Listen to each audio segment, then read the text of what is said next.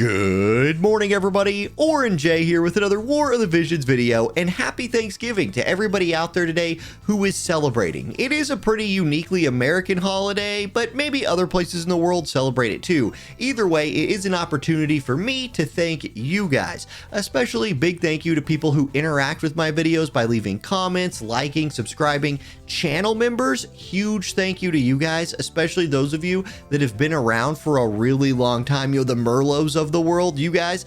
Big thank you to all of you and people who use like my link. Anybody who has supported me in any way over the last several years of this channel being in existence. Huge thank you to you guys. I'm not here right now doing this if not for you. So thank you, thank you, thank you. But that's not what you're here for. You are here to watch a video about the Pixel Remaster units getting their upgrades. And this is a very important upgrade for War of the Visions because Final Fantasy collaborations with the game are either things that brought people to the game, like many of you might have found War of the Visions because it collaborated with your favorite Final Fantasy game, whether that's 6 or Tactics or whatever, or it's at least a lot of our favorite characters in the game are collaboration characters. And you can see this massive list on the screen of those characters that are getting upgraded. So this is a big update cycle for us, and I want to try to give all of these units a little bit of time. I'll probably break this up into about 2 videos, so it's not a 35-minute video. Just make it a little bit easier on whoever's watching it. And I want to also talk briefly about the characters getting their limit break upgrades today. So let's start there. Let's start with those limit break upgrades. These are pretty quick.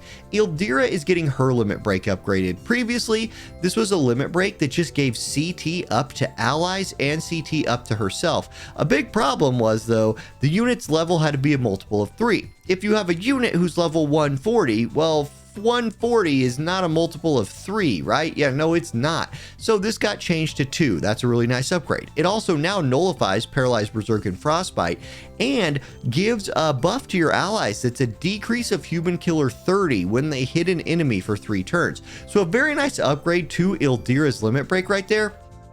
It's not something that's going to push her into like the top tier of competitive play, but she was already a decent unit. Like arithmeticians are strong units anyway, so I like this upgrade for her limit break. It's very good now. Frederica getting her limit break upgraded. Again, a unit that is like forgotten about through War of the Visions time. Previously, it's a 200% modifier single target attack that decreases CT for the target. It still does that and that, but now it also decreases missile attack by 60 for 3 turns. Decrease missile attack 60 for 3 turns for the target, so it decreases their missile attack. That's interesting. Then grants the following effect for self, increase AP 10 when performing a critical hit for 3 turns. I wonder if this isn't a little bit of a typo and it actually like decreases their like missile attack resistance, or if it turns off their missile attack. That's an interesting one. Either way, it's a little bit of an upgrade for a skill on an old DPS unit, Frederica. If she's your favorite unit in the game, hey, you might get a little bit more run out of that. If not, well, you know, it is what it is. Now, Englebert is somebody who does still see some play, even at like high-end competitive levels. So his limit break has always been a bit of a meme. It's not something you almost ever wanted him to use. It was a 210% modifier damage that did more damage based on his HP being down. Now, it does decent damage, but Englebert's somebody who you want like taunting, blading, you know, like stealing life back from the enemy. His limit break got a lot of changes. First of all, the AP cost went from 38 to 24. That's a huge buff. It now increases defense penetration for 80 for this attack. So he gets all the defense pin he needs for this attack right there. It dispels all debuffs on himself. Still is 200%, 10% modifier. Increase damage as HP goes down. Still does that. Now this is the important part. It gives him more hate. It increases his aggro by 12. Increases his AoE resist by 20 for 3 turns. Reduces physical damage taken the larger the attack area size up to 35% for 3 turns. And reduces magic damage in the same way. This is now a skill that is good. It went from being a completely meme skill to something that you want to see Englebert using because it gives him hate, gives him damage reduction, gives him AoE resistance. It's insanely good now. So that is by far the best upgrade of the limit breaks that got upgraded on this cycle. So I did want to shout that out a little bit before I moved on to the Pixel Remaster upgrades.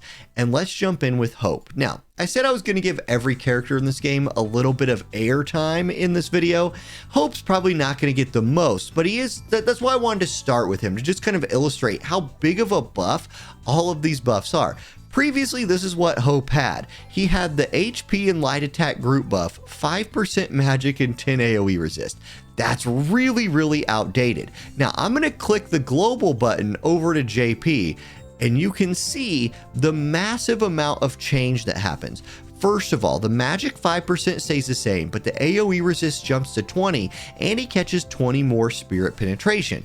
That's a big change to his master ability. Then his dream enhancement gives him 20% more magic, 10% more agility, and his physical enhancement 2 skill gets upgraded. So let's go look at physical enhancement 2. Here it is. Previously, this was a physical damage shield, or physical damage up, 20% buff 3 turns for allies. Pretty good, and that was kind of a cool thing for Hope when he came out. Now it gives physical and magic damage up for allies. It's a good upgrade, but unfortunately it is still Hope. Does it make Hope playable? Yeah, it makes him more playable than he was before, but I still think for a character like Hope, he's only going to see play by like people who are just truly fans of him. It's a good upgrade, but it's a good upgrade for a unit that just wasn't very good in the first place. So, you know, whatever, put a little wrapping paper on him and he's better now. Still, I hope you can see just how massive of an upgrade these things can be for these older units. And now let's go to Lightning. Now, this is a unit that should start seeing some more competitive play, and for a lot of people, this is going to be a big deal. She is a fan favorite. People who liked her game love this unit, and I don't blame them. She's pretty cool. So previously, she had the group buff and lightning attack 5 and AP consumption down 15. Like, her literal master ability was 5 lightning attack and AP consumption down by 15. That is terrible. It is terrible. Let's look at it now. So let's click that JP button. We'll translate it all to English. Here we go. Lightning attack 5 stays the same. That's unfortunate. AP consumption 15, that's still decent. But here we go. She gains 15 critical damage and 50 reaction block rate. She desperately needed this. Reaction block rate is something you just have to have as a damage dealer in the game right now. I love her picking up 50 from her master ability, so that's pretty good. Then her dream ability gives her 20 accuracy, 20 critical hit rate to kind of go with this critical damage, and into Spear 2 gets upgraded. So let's go look at that skill upgrade. Into Spear 2. So here you go. This is a ranged big AoE missile attack. You can see it's a diamond shaped missile attack for lightning. If it's been a while since you've seen her, she's a hybrid unit. She does slashing damage and missile damage. This is one of her main missile attacks right here. Previously, this gave you 40 defense penetration for 3 turns, 200% modifier, and when an enemy was killed, you will automatically restore AP when an enemy is incapacitated for self. Okay, it still does those things.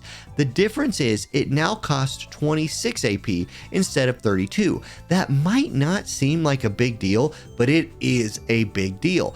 This is a unit who has a follow-up attack. You see, if she buffs preparation or pursuit of preparation 2, this will give her like all of these great buffs, like a damage reduction shield, resistances, and it gives her a follow-up attack. She's one of the first units in the game for us that had a follow-up attack. Pursuit right here. So she can be on these follow-up attack teams, and the lightning element is really good right now. So the character Lightning getting all of these buffs, I think makes her usable again, even in like higher levels of PvP. Is she an S tier meta defining unit? Absolutely not. But is she now playable again and you're not memeing? Yes, she is. So really nice upgrade to her. And then Snow is probably the most seen unit in PvP when this collaboration came out, because he was a tank that did a lot of damage, and he did striking damage at a time when we didn't have a lot of striking damage units in the game. So what's his upgrade look like? Well, his old master ability was 5% HP and 5 aggro. I mean, for a tank, that's not the worst. What does he have now? Well, let's bring it over to this JP side. His 5% HP stays the same. He gains 15 healing power. This is a unit that does a lot of self-healing, so that 15 healing power is nice. He gains 10 AoE resist, helping him in that like more modern sense of being a tank. Okay, his 5 aggro stays the same. He picks up another 15 healing power. He picks up 10 defense penetration and pinch recovery gets upgraded. So let's go check out Pinch Recovery right here. It's this ability. It's his job level 25. It's a self buff that increases strike attack by 25, AoE resist by 20, and gives him his self heal. It still does all of that, but now it does this as well. So 25, 20, HP recovery is the same, but increased debuff effect weakening by 50%. So it's not a huge upgrade, but any kind of debuff that's applied to him now will be 50% less effective. On a tank, that is impactful in a lot of ways. So overall, I think Lightning got the best upgrade for these units from this collaboration, but I do think Snow becomes kind of usable again. He desperately still needs some single target resist brought into him. He didn't pick up any of that here, but they did give him a little bit more damage with the 10 defense pin, and they really leaned into his healing ability, which that was one of the things that just defined him when he came out. It's a thematically on point upgrade, but I just don't know if it like boosts him into like the main top tier of ice units, right? So, but anyway, there you go. It's a good upgrade for Snow. He gets that. Now, let's switch to the Final Fantasy X units, and here's where I start getting a little bit of hate from the audience, because I'm going to pronounce this word right here as Titus, because that's how I read it. And already in the comment section for the news video, so many people were saying it's Titus, it's Titus. It's Titus to me. It's always been Titus for me, and ever since I've been a kid and played Final Fantasy X, it's been Titus, and I'm just not willing to change. Like, Titus is a nostalgia hit for me, so I'm just going to keep saying that as his name, but I use this collaboration as the second one in this video for a reason. One, because it's cool. Final Fantasy X is one of my favorite Final Fantasy games, but also these are units that already got their master ability 2 in the past. The Final Fantasy X units have just been waiting for their 140 upgrades, their transcendences, right? So let's see what these guys get. Titus, or Titus, whichever cup of tea you want to drink, I guess. This is what he's getting. So he gets single target resist 25. That's really good. It's really good. Now, he does still need to find AoE resist somewhere if you want to use him in PvP, but 25 single target resist is a lot. So I really like that. And then Quick Trick Mod is his skill that gets upgraded. One of the things that Titus has always been good for has been his PvE, like chaining team usability. And this move is a move that is a CT down move. So he can knock CT off a target while increasing his agility. He can already do all of that, but now he can also restore some CT for himself. So if he's somebody you use in a chaining team to like keep the boss down, but you need him to like get some more turns to do that, he'll be a little bit better at that.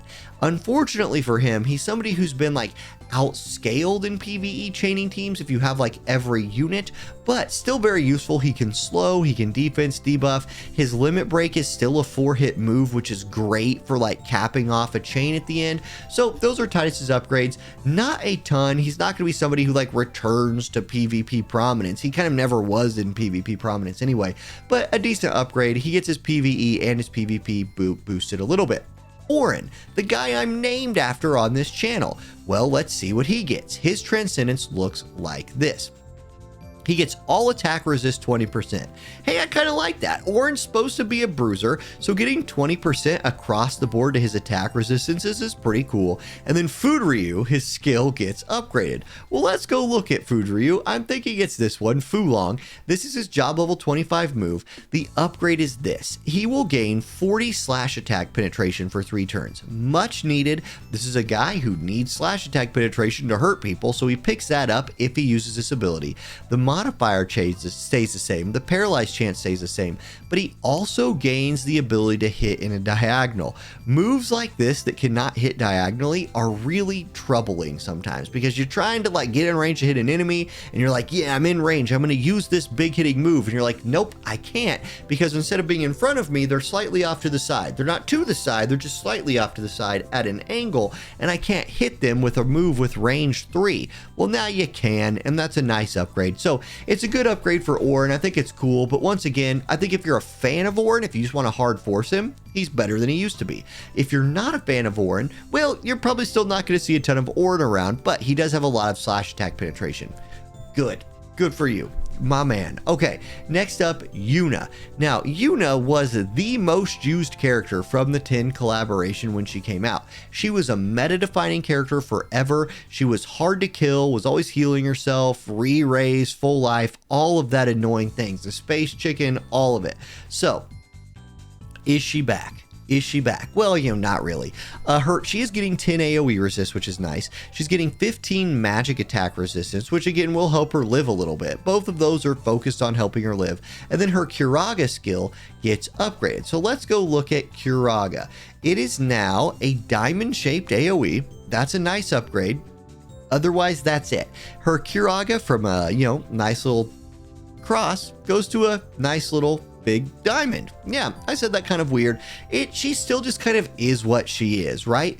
Like, she has full life. She's going to be able to, like, space chicken people. It's 100% hit, which was a big deal back in the day. She's a little bit harder to kill now with the AoE resist stacking here and here. You're still going to need single target resist or Ally is going to smack you off the map. There's too much re-raise removal in the game right now to, like, count on that. So I think Yuna does not return to like meta prominence, but if you're a Yuna fan and you want to run a healer in a group, she can do that for you, and she'll be a little bit better at doing that for you now than she was before. Still somebody who I think fans are going to play, and maybe not other people. Okay, we're at 16 minutes in this video. I'm going to stop this one here, and I will start the next video with Noctis, and we'll go from there. Thank you guys for watching this one. If you want to see the rest of the units getting upgraded, check out the next one. I'm going to film it straight away.